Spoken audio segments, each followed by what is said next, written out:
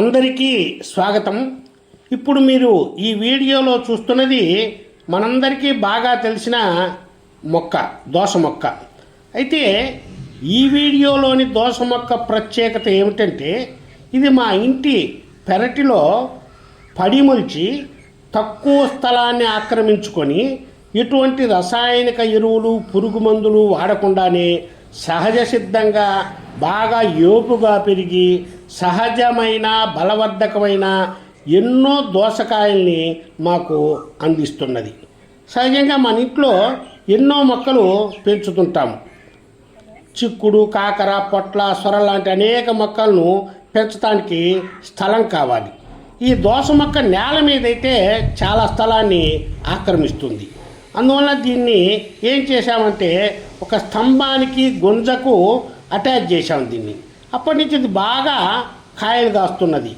ఎన్నో వంటకాలకు ఉపయోగపడుతుంది ఈ దోసకాయ.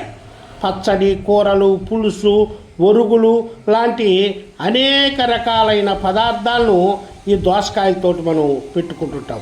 బాగా పండిన దోస పండ్లను మనం ఆహారంగా కూడా తీసుకుంటుంటాం. చాలా రోజులు ఇవి చెడిపోవటం లేదు పండిన తర్వాత.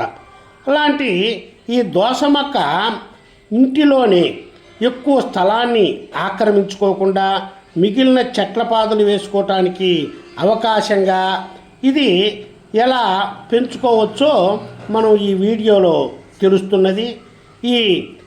లాంటి దోస మొక్కను ప్రతి ఇంట్లో కూడా ప్రతి సీజన్లో ఈ దోస మొక్క అన్ని సీజన్లలో బాగా పెరుగుతున్నది. కొన్ని మొక్కలకైతే కొన్ని సీజన్లలోనే ఆ మొక్కలు పండించడానికి అవకాశం ఉంటుంది. ఈ దోస మొక్క ఇప్పుడు వేసవి కాలం, మిగిలిన కూరగాయల మొక్కలు ఇంకా నాటలేదు ఇంట్లో. అటువంటిది వాటిని వేసుకోవటానికి ఎలాంటి ఇబ్బంది లేకుండానే తక్కువ స్థలంలోనే స్తంభని గుంజని ఆసరాగా చేసుకొని ఈ మొక్క కాయలు ఎన్నో పండించింది. మా ఇంటి అవసరాలన్నిటికీ కూడా సరిపోగా మిగిలిన కాయలను చాలా పక్క వాళ్ళకు కూడా అందిస్తున్నాము. సహజ సిద్ధమైన మంచి పుష్టికరమైన ఆహారం ఈ దోస మొక్క. అందరికీ ధన్యవాదములు. శుభం.